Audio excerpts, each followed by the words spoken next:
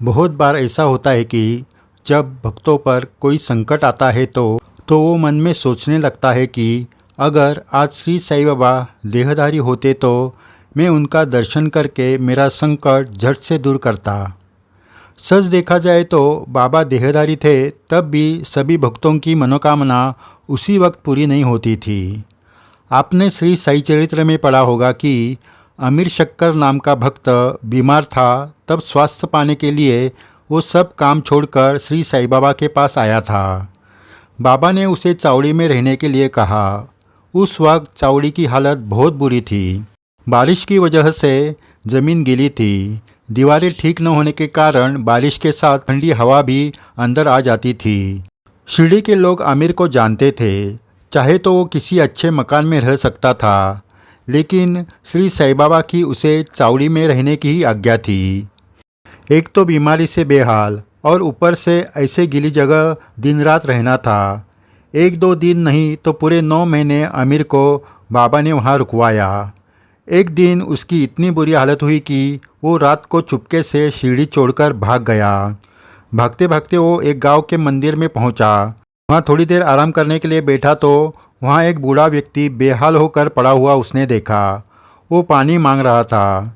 आमिर तुरंत उसके पास गया और उसे पानी पिलाया। पानी पीते ही उस व्यक्ति ने प्राण त्याग दिए। ये देखकर आमिर घबरा गया। उस व्यक्ति के मृत्यु का कारण मैं बनूंगा, इस डर से वो फिर से भागते भागते शिरडी आ गया और चुपचाप चावड़ी में आकर सो गया। आखिरकार 9 महीने के बाद ही वो पूरी तरह ठीक हो गया। ये सच्ची घटना हमें सीख देती है कि श्री साईं बाबा प्रत्यक्ष देहधारी थे, तब भी भक्तों को अपने कर्म भोग जितने दिन भुगतना होता था उतने दिन भुगतना ही पड़ता था। लेकिन जिसके भोग की तीव्रता कम होती थी, उनके भोग बाबा अपने शरीर पर लेकर भक्तों को छुटकारा भी देते थे। इसलिए भक्तों का ये सोचना गलत है कि श्री साईं बाबा प्रत्यक्ष रूप से सामने होते तो भक्त तुरंत ठीक हो जाते। श्री साई समाधि के बाद आज भी अनेकों भक्त हैं जो संकट में हैं।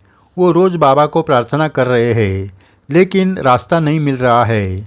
इसका मतलब बाबा उनके तरफ ध्यान नहीं दे रहे, ऐसा नहीं। अमीर शक्कर की तरह कुछ दिन हमें उसी अवस्था में रहने में ही भलाई होती है। अगर श्री साईं बाबा को छोड़कर यहाँ वहाँ गए तो और बड़े संकट में आ सकते हैं। बाबा दिन रात हमें हर संकट से बाहर निकालने की कोशिश करते हैं। बाबा कहते थे कि मैं तुम्हारे लिए भगवान के पास दिन रात प्रार्थना करता हूँ। इसका मतलब आप जब भी बाबा की प्रार्थना करते हो वो सुन रहे होते हैं। वो उनकी तरफ से हर एक कोशिश में रहते हैं कि आपको संकट से बाहर निकाले। कर्म की गति इतनी जटिल होती है कि उसे साधारण मनुष्य समझ नहीं पाता। सर्प और मेंढक की कहानी आपने साई चरित्र में पढ़ी होगी। तीनों जन्मों में उनकी दुश्मनी लगातार चली आई थी।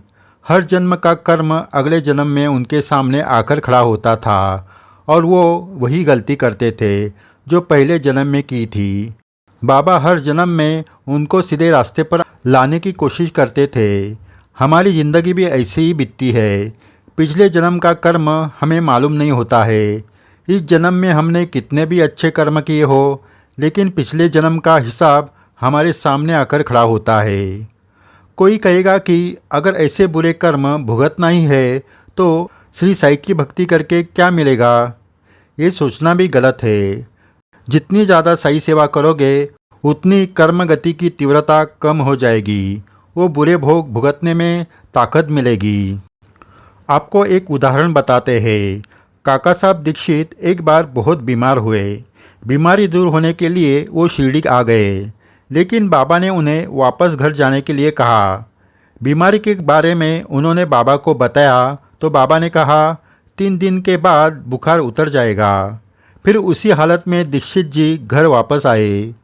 3 दिनों में उनकी हालत इतनी खराब हुई कि डॉक्टर ने कहा कि उनकी जान बचने की संभावना कम है।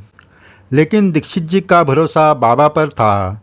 3 दिन बाद मैं ठीक हो जाऊंगा, ऐसे वो पत्नी और डॉक्टर को कहते रहे। आखिरी तीसरे दिन तो सभी ने दीक्षित जी के जीने की आशा ही छोड़ दी। तीसरे दिन की रात वो निकाल नहीं पाएंगे, ऐसे डॉक्टरों ने कहा। लेकिन दीक्षित जी का बाबा पर पूरा भरोसा था। आखिरकार साई वाणी सत्य हुई। चौथे दिन की सुबह काका साहब दीक्षित पूरी तरह ठीक हो गए। सभी चौंक गए।